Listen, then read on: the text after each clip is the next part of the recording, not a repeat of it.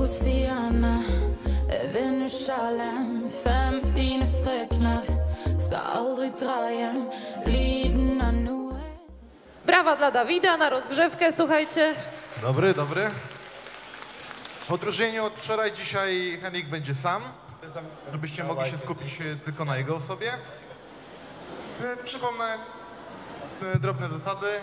Jest mój wspaniały kolega z mikrofonem. Jeśli będziecie chcieli zadać pytanie, to ustawcie się za nim. Proponuję od razu, żebym wiedział, ile czasu mam z nim rozmawiać sam na sam, a ilu jest chętnych do zadawania pytań, żebyśmy mogli was wszystkich zadowolić i dać wam szansę.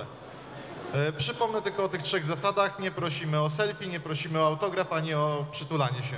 I będziemy wszystko dobrze wiedzieć. Okej, to startujemy. W takim razie przywitajcie gorącymi brawami Henrika Holm. Henrik Holm.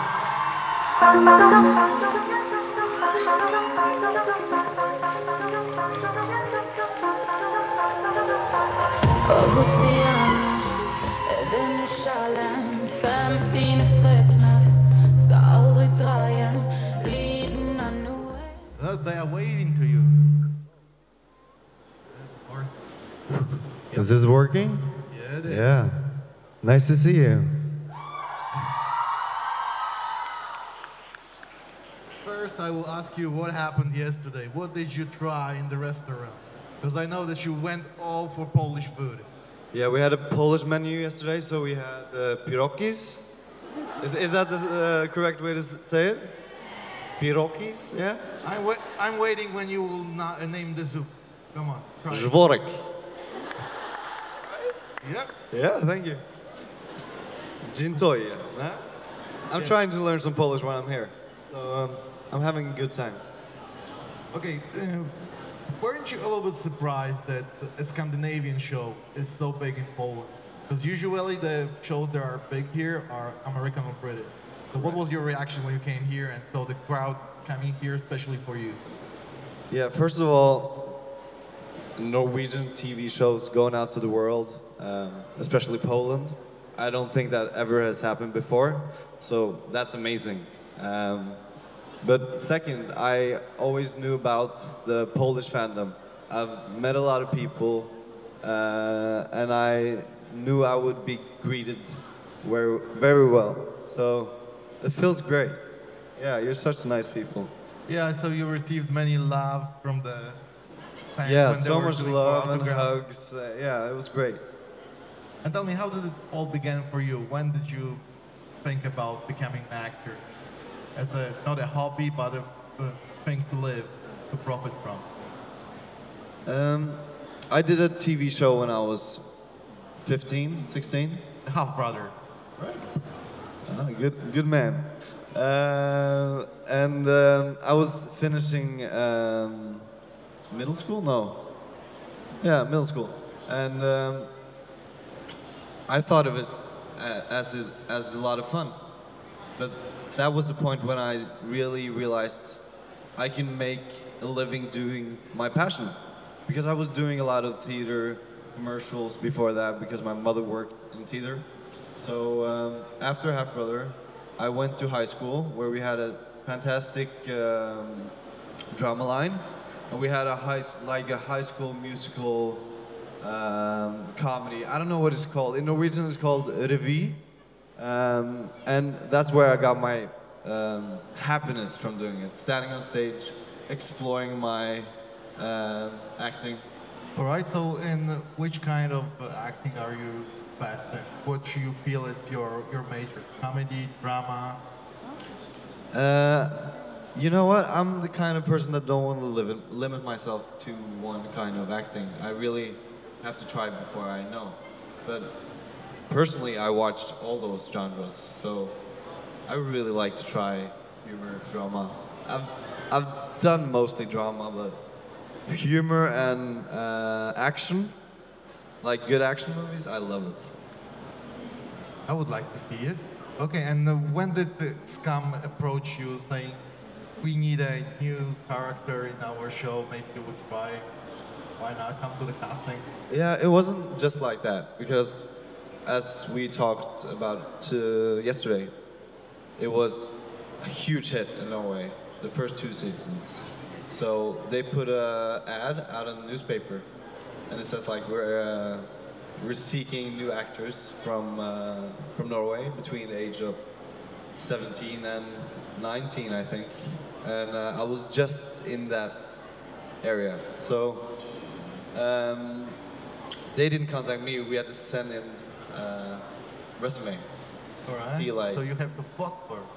Oh, I fought for it. Yeah, it was 2 or 3 rounds of different kinds of auditioning. So first round was with another guy who were auditioning. So we were playing against each other. So it was 2 rounds, and the other round was I came in and there sat Tarja and Julia, and I was watching the show, so I was like, oh, do I have to do this? I was kind of awkward in the first, but Tarja was so natural, and he knew what he was doing. I think he was doing it the whole day, so I was the last one getting in, so it was great. And how long would it take to receive an answer from them? It was momentarily, or a week, or a month? It was after the first edition. It was the day after, and after the last edition, it was after the last edition with Tarjei, Isak.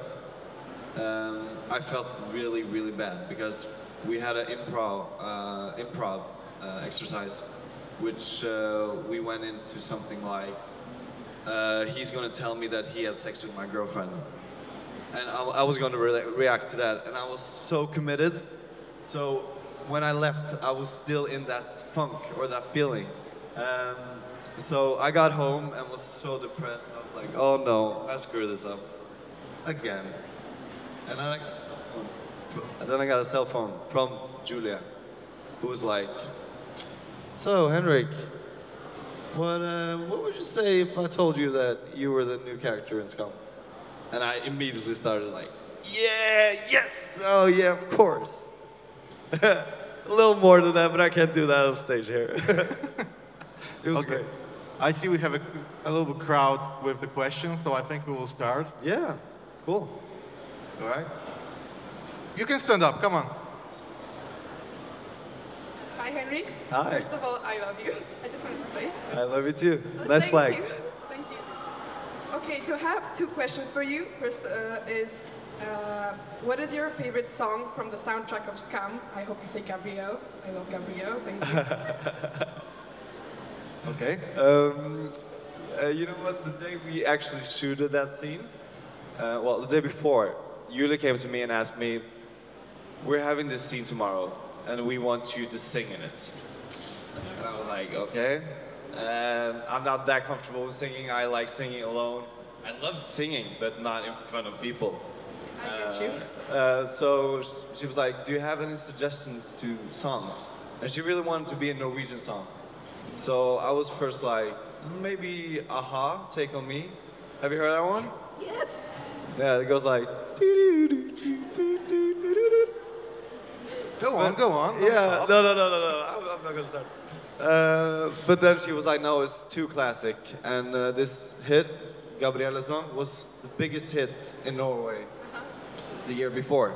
So everybody knew the song, but people were kind of tired of it. You know those songs that go on the radio for ages and you're like, oh, I don't want to listen to this song. So I really enjoyed it when I was trying to memorize the lyrics.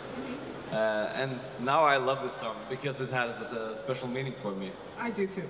But do you know what she's singing about? Yes, I checked the translation. I can't speak Norwegian. Can you tell all the other people what it's about? Yeah, of course. It's basically about 5 nice girls out on town having fun. Deep. And I was going to sing about that.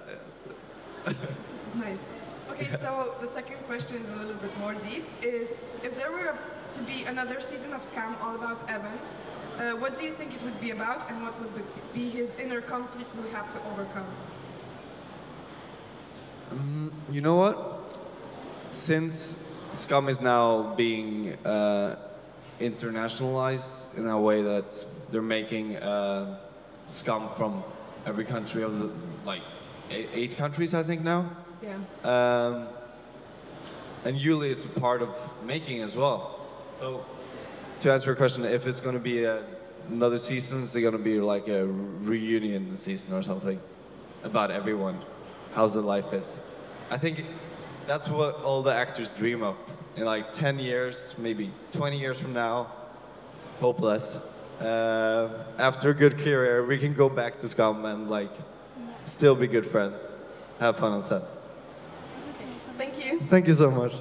And I'm curious, do you have any thought who should play your character in all of the versions of the International? No. You know what?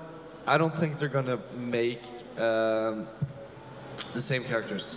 I think they're gonna Really? make different characters All right. based on what kind of people that are from those countries. I don't think Nora and William is a especially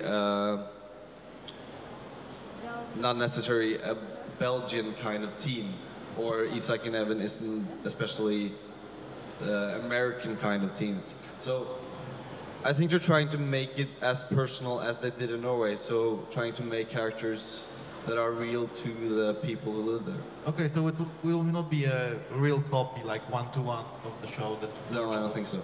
All right. Yeah. Second question, please. Hi. Hi. So first of all, I think most of us are wondering, it's Evan Beck Nesheim, or how do you even pronounce it? Evan Beck Nesheim. Nesheim. Yeah. Okay, thanks.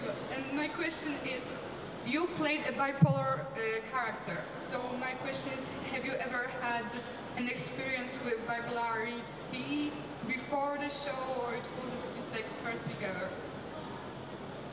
No, actually not. I've, well, I think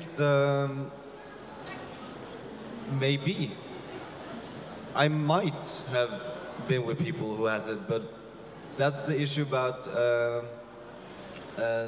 psychological disorders. You don't always see them. The people who has them don't always know about it. They're not diagnosed for their treatment. They don't get treatment for it. So doing the bipolar character, it was mostly about not doing a stereotypical bipolar character. I was very looking into famous people who has bipolar disorders. So what did this disorder do to you? So I would imagine like Henrik being here, and Evan is like here. So he has a bigger top and a lower bottom. And to find those true feelings, not just to portray them, was the most important for me. Because I don't know how the bipolars has it. I probably not gonna, but I did my best to put myself in his shoes. And I think you did a great job, like showing people that it exists, right? So that more people get treatment for it. Yeah, right. And that was one of the most amazing things about actually doing an acting job that really meant change for some people. I've run into several people who actually figured out their diagnosis from watching Skam, and was like, the scene from the hotel room was like, I'm struggling with this. This is what I'm struggling with. And they never got the diagnosis. So people come up to me and said, I changed my life after I saw Skam and saw the character that did. So that was so cool, and that really means a lot for me. Thank you so much. Have No, a great thank you. day. Thank you. Hello. The Okay, phone is more important, come on. Yeah, I agree. my question is, do you like Polish girls? Do I like Polish what? Girls. Polish girls, yes, you're so beautiful. Yeah. Of course. I mean, That was it? Now you receive plenty of the mail from Poland right now. Yeah, I got a lot of letters last night. It was real nice. Really? Yeah. Like they brought it to your room in the hotel or how? Oh no. On the signing booth. Okay. Yeah. Oh, it's so nice. Hi.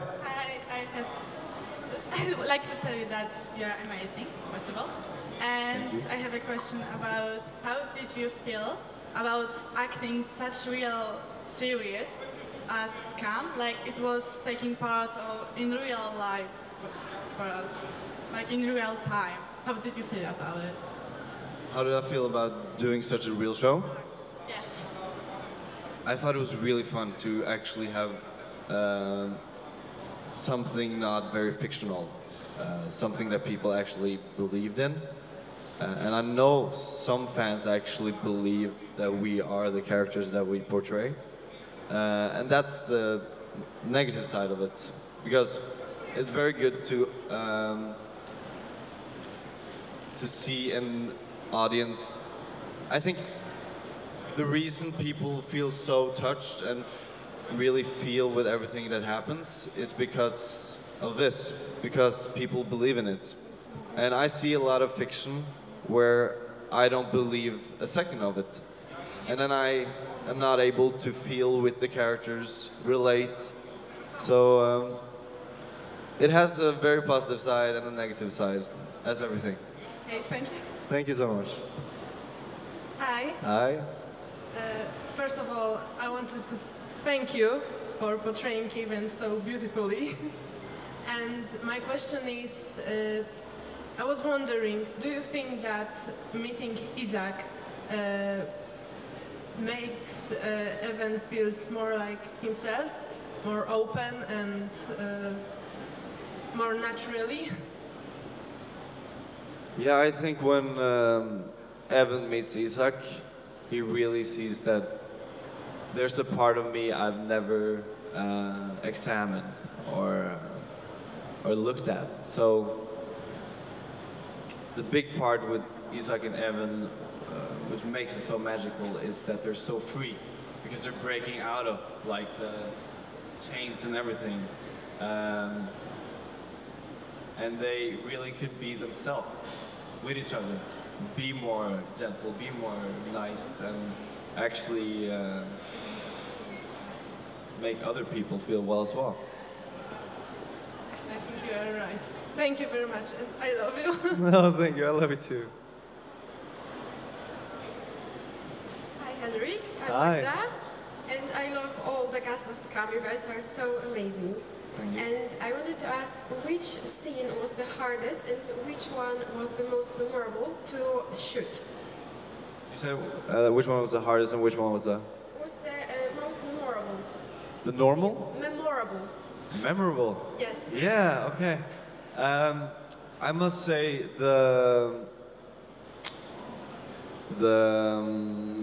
there's two scenes I must pull out. First of all, it's the locker room scene. We talked a little about it yesterday, because we're standing there and there's so many emotions to get through, and we had a lot of freedom in our manuscript, so we could say basically what we felt was natural, but You could improvise a little.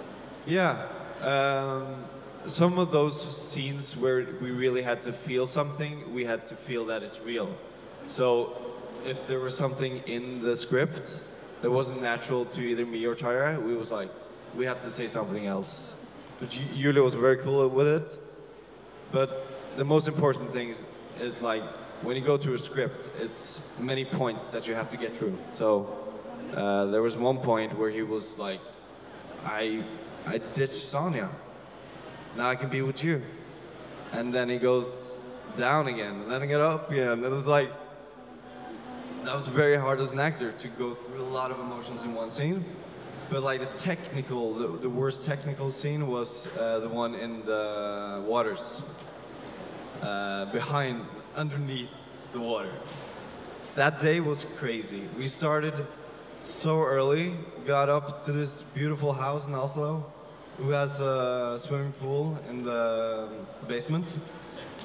And there was like twice the size of the crew than we're normally used to, because they had to have 2 underwater camera guys, 2 people that were like, if we suddenly drown, they have to get us up. So it was a lot of people, and just working underwater and doing technical stuff underwater was a very new experience for me. But when we saw the pictures afterwards, it was so cool, because the results were amazing. And we actually did the biking scenes with Isaac sitting behind Evan with God costumes and Julio Cesar costume. We did that after the bath scenes, like 11 o'clock at night. We were so tired, it was raining. We had to go back and forth the same street, because it's not that easy to ride a bicycle with a guy on the back sitting like this. It's much harder than it looks like. So those 2 scenes was the most hard, but some of the most memorable scenes as well. But you asked what the most memorable scene? The last scene with everybody in the last episode, because that day was so fantastic. We started out early. Every actor, actresses, every producer, like everybody was on set, and we had a really nice dinner, as you saw in Skam. We actually ate the food. I think there's one scene where I'm like throwing the food into my mouth and like sticking some food into Isaac's mouth. So a beautiful day and so memorable. But you know, it was very sad. I don't think we even realized now that it's over. And I wanted to ask also, judging by your experience, is the plot of Skam any similar to the reality of school in Norway, or is it just serious and that's it? It's a stereotypical view of school in Norway. Since I was included in the 3rd season, I already watched the 2 first seasons and was like, no, this is not my experience of high school. But in the same way, they had to do this with respect for every school in Norway, all the way from the south to the north. So it was a stereotypical view of the high schools in Norway. But I didn't really feel like this was my experience of high school. But it's one experience of high school, if you know what I mean. Yeah. I understand. But it's a typical Norwegian high school. But Hartvig Nissen as a school is not as Skam is on Hartvig Nissen. It's a whole different thing. Thank you very much, and Thank I you. hope you will come to Poland. I love soon. it. Thank you. And you were saying about your last day. Did you guys take any souvenirs to remember the show for long ages, or you just eat the dinner, go home, that's it? If you can keep a secret, guys. Yeah, probably. It's only streaming live on the Facebook, so yeah. You know what, the last day we were at the production office at NRK, and they were like, we're not really allowed to do this, but you can pick out some outfits from Evan's closet that you really enjoy. So I have the Biggie t-shirt, the Levi's jacket, and some other memorabilia. Like Evan has also a book where he scribbles and a bouncing ball. So yeah, I still got that. Hi. Yeah. Okay. Hi. Hello. Hi. First of all, great to have you here. And I guess I have somewhat of a more serious question, and that is whether or not you have been subject to homophobia after season 3 premiered, and if so, how did you deal with it? Yeah, that's what's so crazy, because I actually was put in a shoe, like, as we talked about earlier, portraying a gay character that people believed in. So people actually believe that me and Tarjei is gay. So that's one of the most common questions I get. Are you really gay? Okay. No. So I was put in the shoes as a gay man. So every time I went out, people were asking me constantly, are you really gay? And why does that even matter? Why do you have to know that?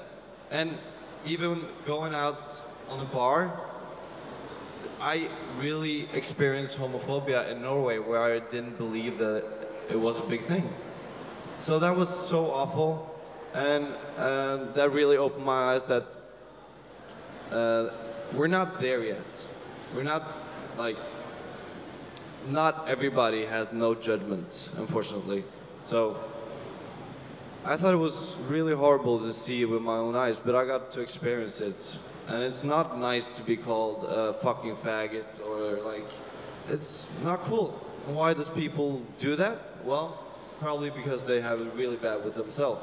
So you have to... So would you have any tips for dealing with it on a daily basis for some people? I think it's very important to know that it's nothing personal. You can't take anything in life personal. If somebody says something horrible, even if it's not homophobic, something mean to you, it's more about what they're struggling with than what you're struggling with.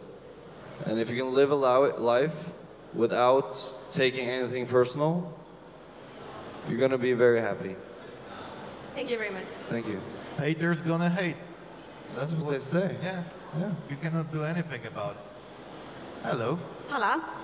Hey, Har I remember you. Thanks. Har du det bra idag? Jag har det väldigt bra, tack. Congratulations on Cezinando Music Award yesterday. Yeah, that was so great. I went home after this and watched it on my hotel room. I hope you are not sad that you couldn't make it yesterday. I did. Well, but all the boys were there, except you. I know. I was watching it at home, was like, but I would rather be here with you guys, so yeah. Come on. Good answer. Everybody says that Norway is top 3 the happiest countries in the world. And I wonder why, but think about it. This country is a homeland to Henrik Holm. So they are the luckiest one. And what Skam did, well, it did a lot of serious things, important things, but it gave you to the world. The most outstanding actor, really. The thing that you Thank you so much. Yeah, did in O Helga Natt, when you don't say a word and convey so much meaning, a masterpiece. And Call That Girlfriend, well, another masterpiece. The thing what you do with your eyes when you were singing Imagine and you stopped because you got scared of the balloon squad, and then in the same glance you conveyed love to Isaac. Masterpiece. Well, thank you so much. You deserve all the acting awards, but I also want to say that you deserve the Nobel Prize. First of all, first of all, Peace Prize, because you made so many people's lives much better. Well, then the Chemistry Prize, because you and Tarja put chemistry on such level, unbelievable. Thank you, thank you. But most of all, you deserve a Nobel Prize in physics. You, Tarja, and Julia Andam, because you developed something, a new scale, you know, like Richter's scale measures the strength of earthquakes. So there was no scale to measure love. Oh, that's beautiful. Until EVAC came. So you developed the EVAC scale. So I say 3 EVACs to Donald and Melanie Trump. Maybe 5 when they are in front of cameras. 100 EVACs for Romeo and Juliet. 1,000 EVACs for Kate Winslet and Leo DiCaprio in Titanic. let's say, Henrik Holm and Lea Meyer, 200, 121 evacs. And then comes Isaac Waltersen and Evan Baknessa, 1 million evacs.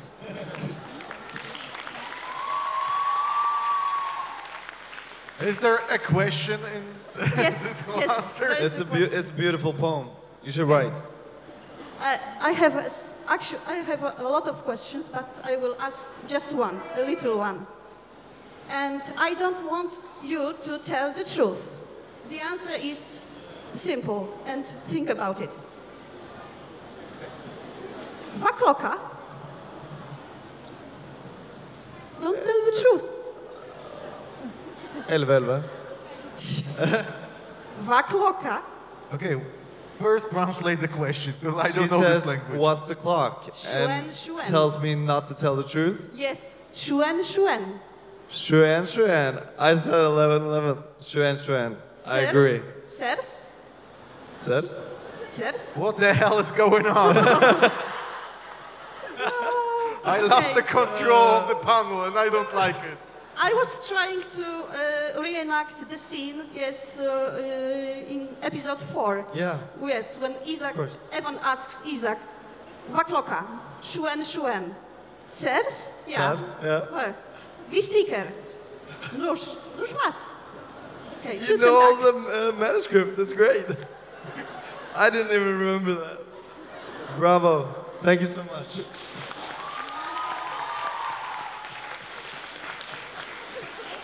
Hello.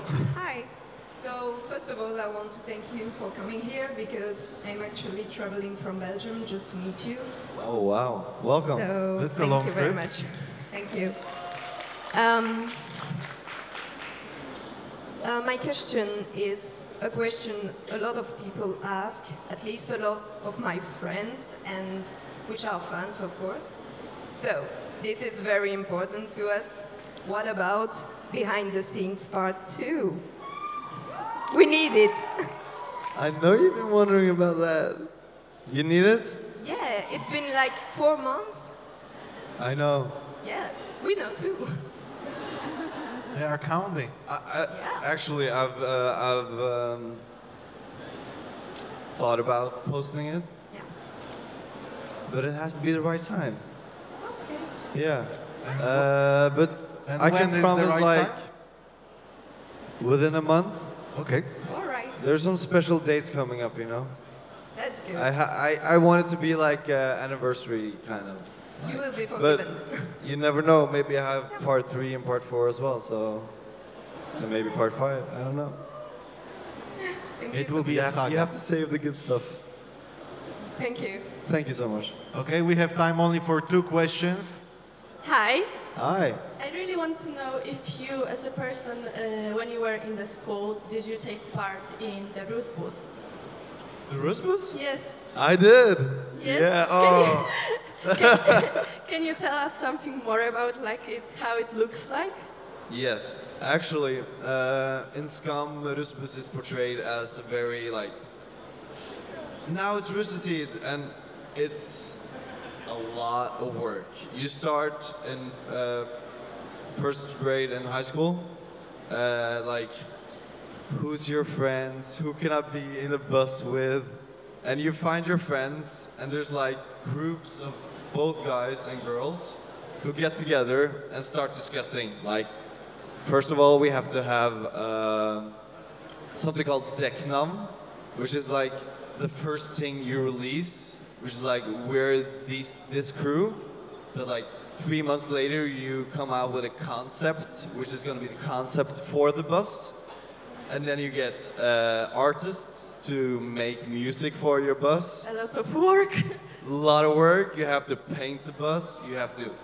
It's a lot of logistics, and suddenly when you use like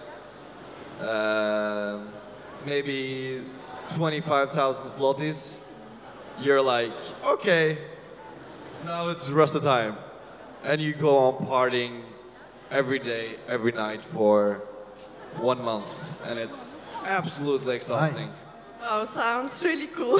Thank you. It's very cool, but I'm so glad that I'm done with it. It's one of the most exhausting things I've done in my life. Thank you. And our last question for this panel is... So, hi. Hello. My question is, what is one thing that Skam taught you? Excuse me? What is one thing that you learned from being in Skam? I learned so much from being in Skam, first of all. Not just as an actor, but as a person. Being around such wonderful persons, and Julia Andam, which is a genius, really affects people. She really influences a lot of people.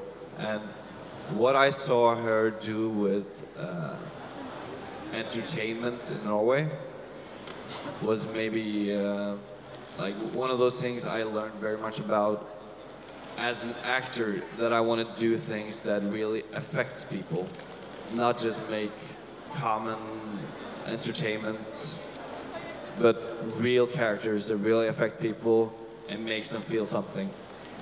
And that's what I think is magic about television and movies. Thank you very much. Thank you so much. Okay, the last one. One more, come on. Allah, Henrik. No, two more, come on. You're stretching the time, man. Oh, sorry. Wait, when you're playing a bipolar, it's affect you something, I mean... When I play what? When you played a bipolar, it's affect you some way, because you said that when Tarja said he was banged your girlfriend, you're sensitive and so forth. So you feel yourself like you maybe have a bipolar. No, I mean affects you or not. You have a depression or something. What kind of effect that did on me? Going into that role? Yeah. Yeah, as you say, I'm a very emotional person. Yes. Emotional wreck, that's what they call me. But I think as an actor you have to have a lot of empathy for what you do and for the people you're portraying. So trying to go into those tops and bottoms, I could really stay there for days, because this requires a lot of technique. When I got to the bottom, all the laying in bed scenes, I was really depressed for days after that, because I really didn't have the technique to get out of that funk, as well as that top. So that day we played the hotel scene, I was so, because it takes a lot as an actor to get to that point. You have to really engage yourself. But as I said, Henrik is here. Yes. I have to give a little extra to get up there, right? And you was here, or you there, but you're playing like you was. Woo. Right. Yes. Oh, it's so a masterpiece. Well, all right. It takes a lot, but I think the funniest thing or the best thing about doing acting is doing what challenges you, not just being comfortable on the surface, but actually digging deep into their feelings. What would Evan feel if Isak did this to him? Yeah. But that's the pain of the actor. And I have to stop you right here because the Catwoman gives me the eyes. We have to finish. Thank you very much for having here us, answering all the questions. Podziękujmy naszemu gościowi. Kocham was. Right? Thank you. I love you all. A za chwilę wracamy z pamiętnikami.